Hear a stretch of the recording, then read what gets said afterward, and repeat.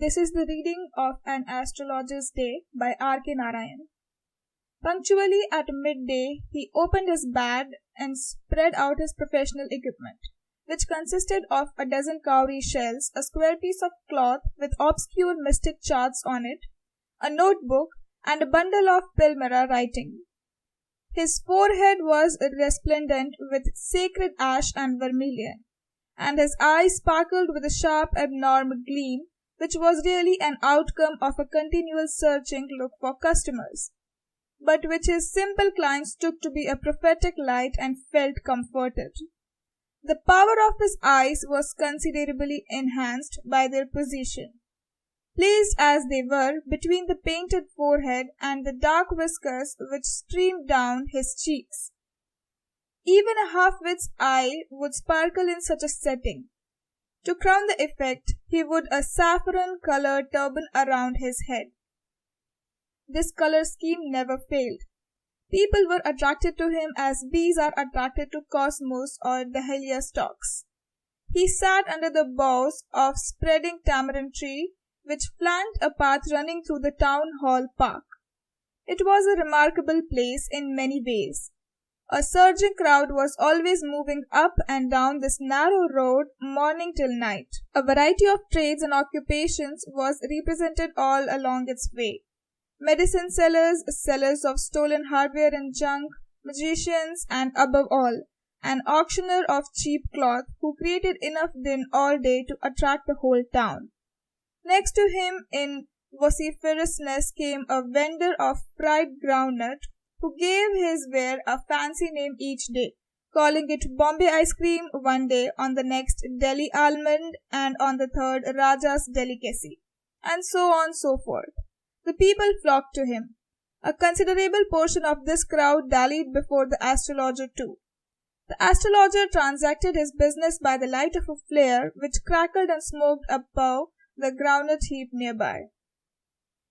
Half the enchantment of the place was due to the fact that it did not have the benefit of municipal lighting. The place was lit up by shop lights. One or two had hissing gas lights, some had naked flares stuck on poles. Some were lit up by old cycle lamps, and one or two, like the astrologers, managed without lights of their own. It was a bewildering crisscross of light rays and moving shadows. This suited the astrologer very well for the simple reason that he had not in the least intended to be an astrologer when he began life. And he knew no more of what was going to happen to others than he knew what was going to happen to himself next minute. He was as much a stranger to the stars as were his innocent customers. Yet he said things which pleased and astonished everyone. That was more a matter of study, practice, and shrewd guesswork. All the time it was as much an honest man's labor as any other, and he deserved the wages he carried home at the end of the day. He had left his village without any previous thought or plan. If he had continued there, he would have carried on the work of his forefathers, namely tilling the land, living, marrying, and ripening in his cornfield and ancestral home. But that was not to be. He had to leave home without telling anyone, and he could not rest till he left it behind a couple of 100 miles. To a villager it is a great deal, as if an ocean flowed between. He had a working analysis of mankind's trouble, marriage, money, and the tangles of human ties. Long practice had sharpened his perception. Within 5 minutes he understood what was wrong. He charged 3 pice per question, never opened his mouth till the other had spoken for at least 10 minutes, which provided him enough stuff for a dozen answers and advices. When he told the person before him, gazing at his palm, "In many ways you are not getting the fullest result of your effort," 9 out of 10 were disposed to agree with him. Or he questioned, "Is there any woman in your family?" Maybe seen a distant relative who was not well disposed towards you. Or he gave an analysis of character. "Most of your troubles are due to your nature. How can you be otherwise with Saturn where he is? You have an impetuous nature and a rough exterior." This endeared him to their hearts immediately, for even the mildest of us loves to think that he has a forbidding exterior. The nuts vendor blew out his flare and rose to go home. This was a signal for the astrologer to bundle up too. since it left him in darkness except for a little shaft of green light which strayed in from somewhere and touched the ground before him. He picked up his cowrie shells and paraphernalia and was putting them back to his bag when the green shaft of light was blotted out. He looked up and saw a man standing before him.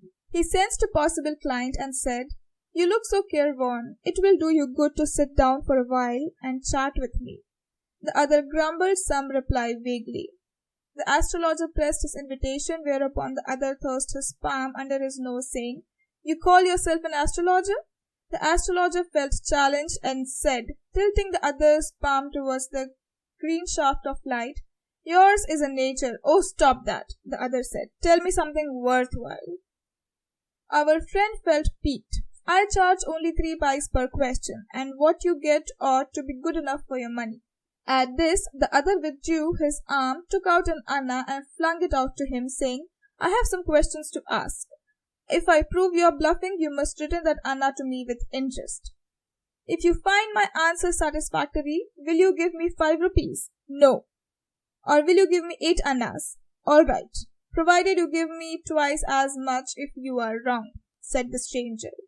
The pact was accepted after a little further argument. The astrologer sent up a prayer to heaven as the other lit a cheroot. The astrologer caught a glimpse of his face by the matchlight. There was a pause as cars hooted on the road, Utka drivers swore at their horses, and the babble of the crowd agitated the semi-darkness of the park. The other sat down, sucking his cheroot, puffing out, sat there ruthlessly. The astrologer felt very uncomfortable. "Here, take your anna back. I am not used to such challenges. It is late for me today." He made preparations to bundle up. The other held his wrist and said, "You can't get out of it now. You dragged me in while I was passing." The astrologer shivered up in his grip, and his voice shook and became faint. "Leave me today. I will speak to you tomorrow." The other thrust his palm on his face and said, "Challenge is challenge. Go on." The astrologer proceeded with his throat drying up. "There is a woman." "Stop," said the other. "I don't want all that. Shall I succeed in my present search or not? Answer this and go. Otherwise I will not let you go till you disgorge all your coins." The astrologer muttered a few incantations and replied, "All right, I will speak, but will you give me a rupee if I say what is convincing? Otherwise I will not open my mouth, and you may do what you like." After a good deal of haggling, the other agreed. The astrologer said, "You were left for dead, am I right?" "Ah, tell me more." "A knife has passed through you once," said the astrologer. "Good fellow!" He bared his chest to show the scar. "What else?" "And then you were pushed into a well nearby in the field. You were left for dead." "I should have been dead if some passer-by had not chanced to peep into the well," exclaimed the other, overwhelmed by enthusiasm. "When shall I get at him?" he asked, clenching his fist. "In the next world," answered the astrologer. "He died 4 months ago in a far-off town. You will never see any more of him." The other groaned on hearing it. The astrologer proceeded. "Guru Nayak?" "You know my name?" the other said, taken aback. "As I know all other things, Guru Nayak, listen carefully to what I have to say now. Your village is 2 days' journey due north of this town. Take the next train and be gone.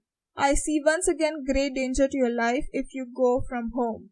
He took out a pinch of sacred ash and held it to him. "Rub it on your forehead and go home. Never travel southward again, and you will live to be 100. "Why should I leave home again?" the other said reflectively. "I was only going away now and then to look for him and to choke out his life if I met him." He shook his head regretfully. "He has escaped my hands. I hope at least he died as he deserved." "Yes," said the astrologer. "He was crushed under a lorry." The other looked gratified to hear it. The place was deserted by the time the astrologer picked up his articles and put them into his bag. The green shaft was also gone, leaving the place in darkness and silence. The stranger had gone off into the night after giving the astrologer a handful of coins. It was nearly midnight when the astrologer reached home. His wife was waiting for him at the door and demanded an explanation. He flung the coins at her and said, "Count them." One man gave all that. 12 and a half annas, she said, counting. She was overjoyed. I can buy some jaggery and coconut tomorrow. The child has been asking for sweets for so many days. I will prepare some nice stuff for her. The swine has cheated me. He promised me a rupee, said the astrologer. She looked up at him. You look worried. What is wrong? Nothing. After dinner, sitting at the payole, he told her, Do you know a great load is gone from me today? I thought I had the blood of a man on my hands all these years. That is the reason why I ran away from home, settled here and married you. He is alive. She gasped. You tried to kill? Yes, in our village, when I was a silly youngster. We drank, gambled, and quarrelled badly one day. Why think of it now? Time to sleep, he said, yawning and stretched himself on the payole. I hope you enjoyed the reading. If you enjoyed it, please subscribe to my channel and let me know in the comment section if there's anything you would want me to read.